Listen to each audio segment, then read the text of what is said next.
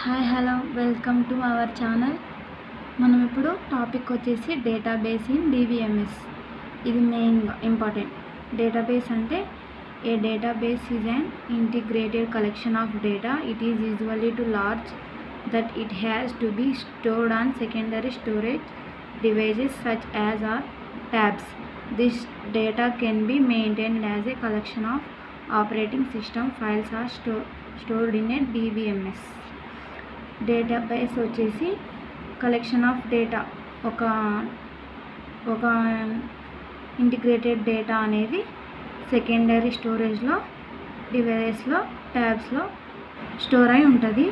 ఈ data operating systems files store చేస్తుంది ఎక్కడ, డిబిఎంఎస్లో. దీంట్లో టైప్స్ వచ్చేసి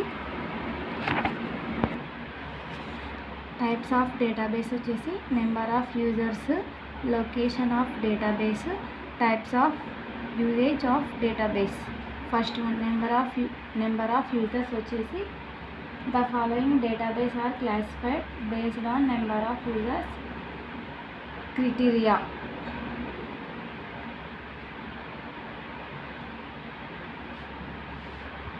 దీంట్లో డేటాబేస్ క్లాసిఫైడ్ మెయిన్గా నెంబర్ ఆఫ్ యూజర్స్లో అవుతుంది.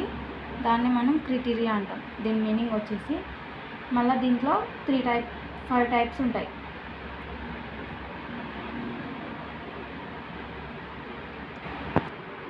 టైప్స్ వచ్చేసి single user database, second one desktop database, third one multi user database, fourth one work group database, fifth one enterprise database. మనకు దీనికి మీనింగ్ సింగులర్ యూజర్ డేటాబేస్ వచ్చేసి it refers to a database that can be used by only one user at a time. అంటే దీంట్లో ఏదైనా మనం database use చేసుకుంటే one time మాత్రమే use చేసుకోవాలని అర్థం. For example if P, Q and R 3 users and use P working on the database, then other 2 users, that is Q and P, are restricted to use the database. That is, they cannot use the database until P completes its work. Meaning వచ్చేసి మనం single user డేటాబేస్లో P, Q, R తీసుకున్నాం అనుకో, ఇవి 3 database names. మనం P తీసుకున్నాం అనుకో, దీని వర్క్ అయిపోయేంత వరకు ఇవి రిజిస్టర్డ్ అవుతాయి. ఇవి 2 పనిచేయవు. ఇది వర్క్ కంప్లీట్ అయిన తర్వాత ఇవి 2 తీసుకుంటాం. దాన్ని సింగిల్ యూజర్ డేటాబేస్ అంటాం. ఓకేనా? దీన్ని మాత్రమే యూజ్ చేసుకోవాలి. 3 ఉన్నాయి కదా డేటాబేసెస్, ఇది యూజ్ చేసుకుంటే ఇది కంప్లీట్ అయిన తర్వాత దీని వర్క్ ఇవి చేసుకోవాలి. అదే సింగిల్ యూజర్ డేటాబేస్ అంటాం. సెకండ్ వన్ డెస్క్టాప్ డేటాబేస్ అంటే it refers to a single user database running on a personal computer. దీన్ని కూడా ఒక్కసారే యూజ్ చేసాం, అంటే రన్నింగ్ పర్సనల్ డేటాబేస్, పర్సనల్ మాత్రమే యూజ్ చేసాం దీన్ని డెస్క్టాప్ డేటాబేస్ అంటే. మల్టీ యూజర్ డేటాబేస్ వచ్చేసి it refers to a database that can be used by several users at the same time. దీన్ని ఎలాగైతే రన్నింగ్ పర్సనల్ కంప్యూటర్లో యూజ్ చేస్తామో దీన్ని కూడా అంతే సేమ్, లేదంటే సెవెరల్ టైమ్స్ చేస్తాం. దీన్ని 1 టైం మాత్రమే చేస్తాం. దానికి డిఫరెన్స్ అది. వర్క్ గ్రూప్ డేటాబేస్ వచ్చేసి it refers to a multi user database that can be used by a small number of users that by a particular department in an organisation. వర్క్లో small number of users దాంట్లో మాత్రమే use చేసుకుంటాం. Multi users దీంట్లో work గ్రూప్లో multi users వస్తాయి, కానీ ఎలాంటివి అంటే పర్టికులర్ దాంట్లోనే మాత్రమే యూజ్ చేస్తాం అన్నమాట. డిపార్ట్మెంట్ కానీ ఆర్గనైజేషన్స్ వర్క్ గ్రూప్స్ దాంట్లలో యూజ్ చేస్తాం దీన్ని. ఎంటర్ప్రైజ్ డేటాబేస్ వచ్చేసి it refers to a multi user database that can be used by multiple users that by many departments in organisations or entire organisations. ఇది కూడా same అట్లానే. దీంట్లో multi users ఉంటాయి, మనం మల్టీ యూజర్స్ని వాడుకుంటాం. అంటే మెనీ డిపార్ట్మెంట్స్ కానీ ఆర్గనైజేషన్ కానీ ఎంటర్ప్రైజ్ డేటాబేస్ అంటుంది దీన్ని. ఓకేనా? Second one location of database వచ్చేసి లొకేషన్ ఆఫ్ డేటాబేస్ దీంట్లో 2 టైప్స్ ఉంటాయి. centralized database, distributed database. Location of database ante the following database are classified on location of databases criteria.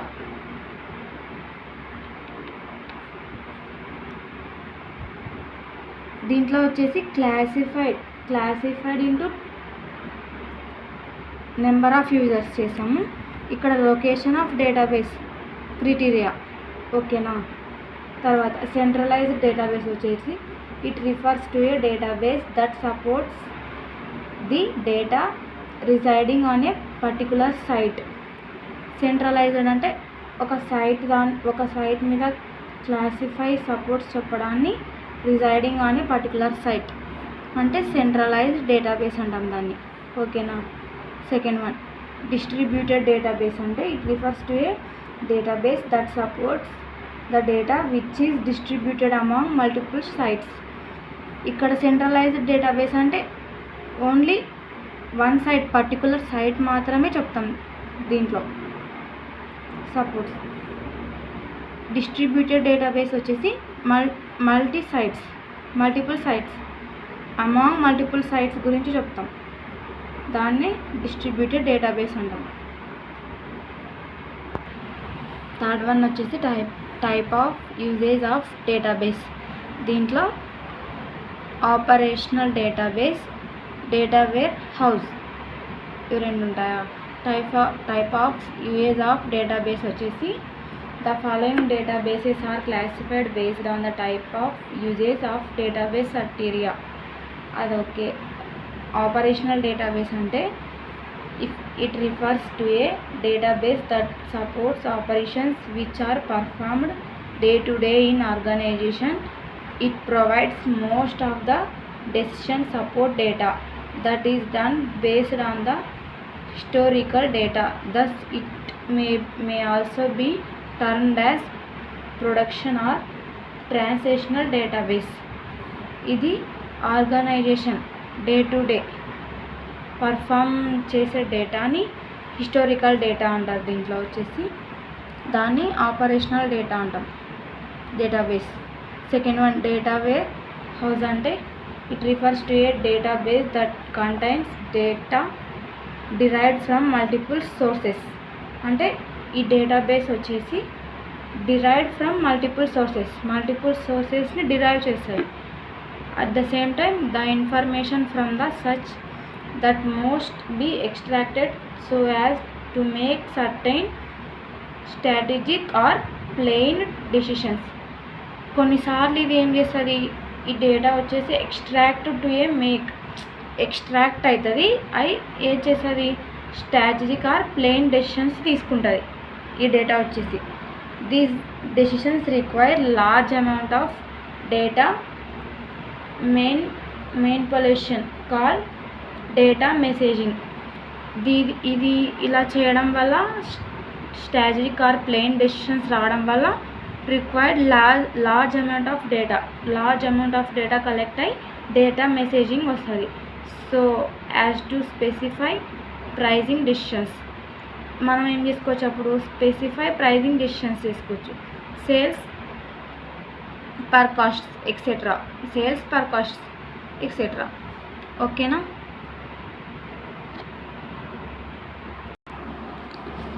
Friends మీకు అర్థమైంది అనుకుంటా. డేటాబేస్ 3 టైప్స్, దాంట్లో మళ్ళా నెంబర్ ఆఫ్ యూజెస్లో 5 types, location of డేటాబేస్లో 2 టైప్స్, మళ్ళీ టైప్స్ ఆఫ్ యూజేజ్ ఆఫ్ డేటాబేస్లో 2 types. మీకైతే అర్థమైంది అనుకుంటున్నా. ఒకసారి చూసుకోండి, వీడియో క్లారిటీగా వింటే మీకు అర్థమవుతుంది. నేను చెప్పినా కదా, నోట్స్ కావాలంటే కామెంట్ బాక్స్లో మెసేజ్ చేయండి, సబ్స్క్రైబ్ చేసుకోండి, మీకు వీడియోస్ పెడతా. Thank you to all.